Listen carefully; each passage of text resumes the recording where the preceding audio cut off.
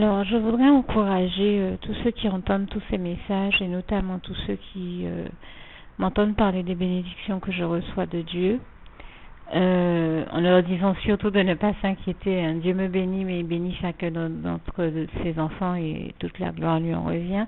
Et surtout, je tiens à rendre grâce et gloire à Dieu parce qu'il nous bénit tous de la meilleure manière qui convient à chacun. C'est-à-dire qu'il fait au mieux pour chaque personne et en fonction de ce qui convient à chaque personne. Moi, dans mon cas, tout ça dont j'ai pu parler, c'était vraiment de grandes grâces et des grâces excellentes de Dieu, comme il est écrit dans la parole du Seigneur. Je pense au passage de Jacques 1, verset 7, qui dit que toute grâce excellente nous vient du Père des Lumières, l'Éternel notre Dieu. Je le dis à ma manière. N'hésitez pas à regarder dans vos Bibles l'entièreté de ce passage, Jacques 1, verset 7. Mais je rends vraiment grâce et gloire à Dieu qui a une manière de nous bénir qui est tout à fait adaptée, qui est particulière, mais qui est celle qui convient à chaque personne. J'ai envie de dire, les bénédictions qui sont bonnes pour moi et qui me conviennent ne sont pas nécessairement celles qui vont convenir à mon voisin en face de droite ou de gauche. Donc Dieu sait exactement quoi donner à chaque personne et il le fait toujours, il donne toujours à chaque personne ce qui lui convient au mieux, au bon moment, de la bonne manière, et je lui rends grâce et gloire pour ça. Et donc, vraiment, le sens de ce que je fais en parlant de toutes ces bénédictions que je reçois de Dieu, c'est vraiment de témoigner de la gloire de Dieu. Et vraiment toute la gloire lui en revient encore, mais certainement pas d'exhiber des éléments matériels où ça ne présenterait aucun intérêt. Et je peux vous assurer que je ne m'y amuserai pas parce que je respecte profondément tous ceux qui sont dans la souffrance, qui passent par des moments d'épreuve et des moments difficiles. Et le sens de leur parler de tout ça, c'est leur prouver que même quand on n'a rien du tout, même quand on a tout perdu, comme ça m'est arrivé, donc c'est vous dire que je ne me vante de rien, tant qu'on a son Dieu, l'Éternel notre Dieu, et qu'on continue à lui obéir, à le servir, à être sincère avec lui dans nos cœurs, eh bien, nous avons toujours notre plus précieux trésor, et même si on n'a rien du tout, ben Dieu s'occupe de nous donner tout ce qu'il nous faut, de pourvoir à tous nos besoins. Donc, le but de mon message, c'est de dire à tous ceux qui traversent, comme je le disais, des moments difficiles, en particulier par ces temps de crise, qu'ils sachent que avec Dieu, comme me disait quelqu'un un jour, nous ne sommes pas en crise, nous sommes en Christ, parce que la crise, j'ai envie de dire, n'a pas d'emprise sur les chrétiens, parce que Dieu est là, Dieu les bénit, et Dieu pourvoit à tous leurs besoins, comme je le disais tout à l'heure, comme il est écrit en Philippiens 4, verset 19, et mon Dieu est votre Dieu, l'Éternel notre Dieu, pourvoira à tous nos besoins selon ses richesses et avec gloire en Jésus-Christ. Et je rends grâce et gloire à Dieu parce qu'il ne m'a jamais laissé manquer de rien, et que je sais qu'il le fera aussi pour tous ceux qui sont sincères et qui le servent et qui lui obéissent et qui lui appartiennent réellement, et toute la gloire lui revient. Et ce que je voudrais également dire et préciser, parce que ça me paraît être important, Dieu fait au mieux pour chaque personne, il nous donne toujours tout ce dont nous avons besoin, mais il y a, j'ai envie de dire, il y a un temps. Dieu fait toutes bonnes choses en son temps, comme il est écrit en Ecclésiaste. Et en fait, il est évident que si nous recevions une bénédiction de Dieu à un moment où nous ne serions pas encore prêts à la recevoir, mais ce serait problématique, où nous ne saurions peut-être même pas comment l'apprécier à sa juste valeur aussi. Donc il y a des choses des fois que nous demandons au Seigneur et que nous obtenons de lui immédiatement. Et là encore, je parle de cette manière, mais c'est une manière de parler, parce que comme je le disais la dernière fois, Dieu ne m'est pas obligé, Dieu n'est obligé à personne. Il nous bénit et toute la gloire lui revient, mais nous avons à lui rester fidèles et sincères et à continuer à l'aimer, même s'il ne nous bénissait pas. Je le dis, nous n'avons pas tombé dans l'écueil d'une relation intéressée avec Dieu. Mais bien entendu, comme Dieu nous aime, d'un amour éternel, comme il est écrit en Jérémie 31, verset 3, il ne manque jamais de nous bénir. Il n'a qu'un désir, c'est nous bénir, nous voir heureux et épanouis. Et je lui rends grâce et gloire pour ça, parce qu'il nous le dit en 3 Jean 1, verset 2, bien-aimé, je désire que tu prospères et que tu sois en bonne santé, à tous égards, comme prospère l'état de ton âme à tous égards, et toute la gloire en revient à Dieu, à Jésus-Christ et à son Saint-Esprit. Donc Dieu nous bénit, mais Dieu nous envoie aussi certaines bénédictions. Il y a des bénédictions qu'on voit arriver immédiatement, comme celle dont je parlais l'autre jour, du cahier que j'ai demandé au Seigneur en m'endormant et en ouvrant les yeux. Le cahier était déjà posé à mes côtés, tout neuf, je n'en revenais pas et je lui rends grâce et gloire encore pour ça. Nous sommes le 7 septembre 2013, ça m'est arrivé le 5. Mais donc c'est vous dire comment et donc le 5 j'ai fait la prière le 5 et le 5 même je recevais ce cahier et toute la gloire en revient à Dieu encore une fois, mais c'est vous dire qu'il y a des bénédictions qu'on reçoit de Dieu mais très très rapidement, mais il y a d'autres aussi qui pour lesquels on prie parfois pendant des années et qu'on ne voit pas venir tout de suite, et je voudrais juste encourager ceux à qui ça arrive à ne pas perdre espoir, à ne pas se laisser décourager, à ne pas baisser les bras, parce que vraiment à tenir bon et à persévérer dans leur marche par la foi avec et pour Jésus-Christ, parce que Dieu sait donner toutes bonnes choses à point au bon moment à qui sait attendre que le temps de Dieu pour cette bénédiction arrive, c'est tout simplement ça. Il m'est déjà arrivé, je sais que c'est arrivé à beaucoup de chrétiens, et je veux dire que quand ça arrive, il faut surtout pas mal le prendre, d'avoir prié pendant des années pour obtenir une bénédiction et qu'elle mette du temps à arriver. Alors au départ, et même que le Seigneur est allé plus loin, le Seigneur m'a averti que la bénédiction pour laquelle je priais, qu'il voulait me la donner, et il voulait que je le sache, mais que ça prendrait des années avant que je l'obtienne. Non pas parce qu'il ne voulait pas me bénir, mais parce que je le comprends maintenant avec du recul.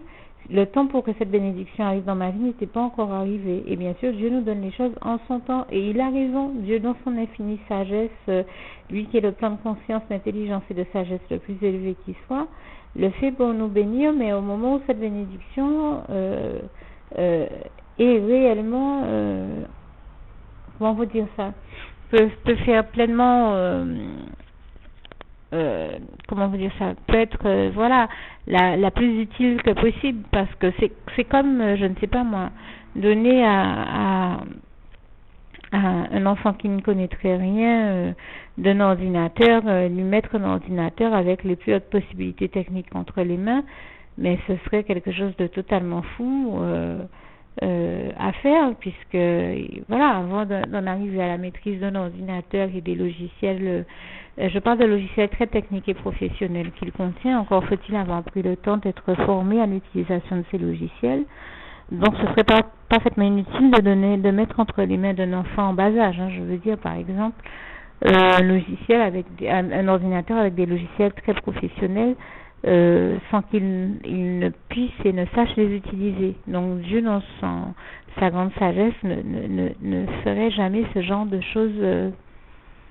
Tout ce que Dieu fait a un sens, et un sens profond, et une raison d'être. Donc Dieu ne commet pas d'actes insensés, et je lui rends grâce et gloire pour ça. Tout ce que Dieu fait est empreint d'intelligence, de sagesse, de magnificence, et je lui rends grâce et gloire là encore pour ça. Et je pense au Psaume 145, versets 8 à 21, que j'aime beaucoup, qui pour moi fait partie des passages bibliques qui nous démontrent bien cette réalité-là. Et ce que je veux dire, c'est que moi, dans mon cas, et je sais que beaucoup de chrétiens ont vécu cette réalité, sur l'instant, s'entendre dire par Dieu que une bénédiction va prendre des années à arriver dans nos vies, ça peut être difficile à entendre et à comprendre et à accepter. Mais je vous assure qu'au jour d'aujourd'hui, avec le temps, je dis merci Seigneur. Merci Seigneur d'avoir attendu avant de me donner cette bénédiction, parce que je comprends que si je l'avais reçue avant, j'aurais peut-être pas été prête à l'accueillir comme il faut et à en prendre toute la dimension, toute la valeur. Merci Seigneur, merci de m'avoir donné du temps. Merci moi aussi de m'avoir donné le temps qu'il fallait pour me préparer, m'avoir rendu prête à recevoir cette bénédiction dans ma vie et à en faire bon usage et à l'utiliser surtout à bon escient. Et c'est ça que beaucoup de personnes ne voient pas. On ne comprend pas dans certains cas pourquoi Dieu ne nous donne pas quelque chose tout de suite et qu'on est obligé d'attendre. Mais parce que ce temps-là, il s'agit de le mettre à profit. C'est une grâce que Dieu nous fait que de nous donner du temps pour nous préparer aux choses. Et il s'agit de mettre ce temps. Quand Dieu vous donne du temps dans votre vie, cherchez qu'est-ce qui vous reste à faire, qu'est-ce que vous pouvez faire de plus utile avec ce temps-là. Comment, mais pendant ce temps-là aussi, vous pouvez prendre le temps de rendre grâce et gloire à Dieu, de parler de toutes les bénédictions qu'il envoie dans vos vies, et tout ce dont il vous a déjà béni. Ne regardez pas ce que vous n'avez pas ou ce que vous n'avez pas encore reçu. Regardez tout ce dont Dieu vous a déjà béni et tout ce qu'il vous a déjà donné, tout ce que vous avez déjà reçu de lui. Glorifiez-le avec ces choses-là. Parlez de toutes les merveilles que Dieu a fait pour vous et dans votre vie. Je crois que beaucoup de fois, Dieu nous bénit au-delà de nos aspirations et de nos attentes. C'est de longtemps encore plus fort et plus intense. Simplement, nous ne sommes pas, dans certains cas, capables de le voir ou nous ne nous en rendons pas compte. Alors demandez à Dieu, à Jésus-Christ, à son Saint-Esprit, à Dieu, à Jésus surtout de vous envoyer ses rayons de lumière, son esprit de lucidité et de discernement, car comme je me rappelais ce petit passage, il est écrit dans le psaume 36, verset 10, c'est par ta lumière, Seigneur Jésus-Christ, que nous voyons la lumière. C'est moi qui rajoute le mot Seigneur Jésus-Christ et qui le dis à ma manière, mais regardez comme c'est textuellement écrit dans vos Bibles. Et je dirais tout simplement que quand Dieu nous fait prendre conscience, voilà, nous avons besoin de prise de conscience. Et une fois que nous avons pris conscience, de changer notre comportement et d'agir. Alors n'hésitez pas à prier aussi le Seigneur Jésus pour qu'il change ce qui a besoin d'être changé dans vos cœurs. Et une fois qu'on a pris conscience, il s'agit quand même pour toutes les merveilles que Dieu fait dans nos vies, de prendre notre temps pour lui dire notre amour, notre reconnaissance et aussi reconnaître tout ce qu'il a fait et en témoigner et rendre grâce et gloire à Dieu. Témoigner, partager avec les autres la gloire de Dieu dans vos vies et de toutes les bonnes choses que Dieu fait pour vous dans vos vies. Et je vous assure que si vous examinez bien, vous vous rendrez compte que vous étiez béni au-delà de ce que vous pensiez. Moi, je peux vous dire que j'ai été surprise de voir à quel point j'étais bénie. Je ne m'attendais pas à être autant bénie. Je remercie Dieu pour ça. Vraiment, toute la gloire revient à Dieu, à Jésus et à son Saint-Esprit. Et puis surtout, je voudrais juste rajouter que donc ce temps que Dieu nous donne, là encore, c'est une grâce de Dieu. Mettons-le à profit, utilisons-le de la meilleure manière qui soit, à bon escient, en faisant les bonnes choses et les choses saines et positives. Selon toujours, il faut demander à Dieu qui nous rende capables d'accomplir ce qu'il attend de nous, que nous accomplissions, la part de travail qu'il attend de nous. Merci Seigneur de me donner la force, toute dose de force, de foi, de courage, de persévérance, de grâce, de bénédiction, d'onction, pour que j'accomplisse la part de travail qui m'incombe, et merci de faire tout le reste avec moi et pour moi, Seigneur Jésus.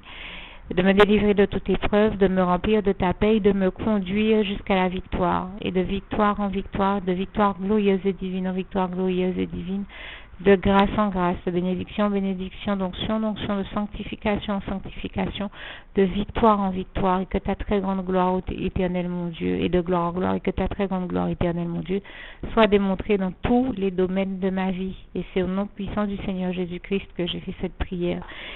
Car nous savons que c'est Jésus-Christ qui nous conduit dans toutes les victoires de nos vies, comme il est écrit en Romains 8, verset 37, mais en toutes ces choses, nous sommes plus que vainqueurs par celui qui nous a aimés, Jésus-Christ. Et toute la gloire revient à Dieu, à Jésus-Christ et à son Saint-Esprit. En tout cas, moi qui suis en train de vous parler, je peux vous dire que je rends grâce et gloire à Dieu, à Jésus-Christ et à son Saint-Esprit pour tous les miracles, toutes les merveilles, toutes les bonnes choses et excellentes choses qu'il a accomplies dans ma vie, et toute la gloire lui en revient. Louange, honneur et gloire à toi, éternel mon Dieu Jésus, d'amour, Saint-Esprit. Merci Seigneur, je t'aime.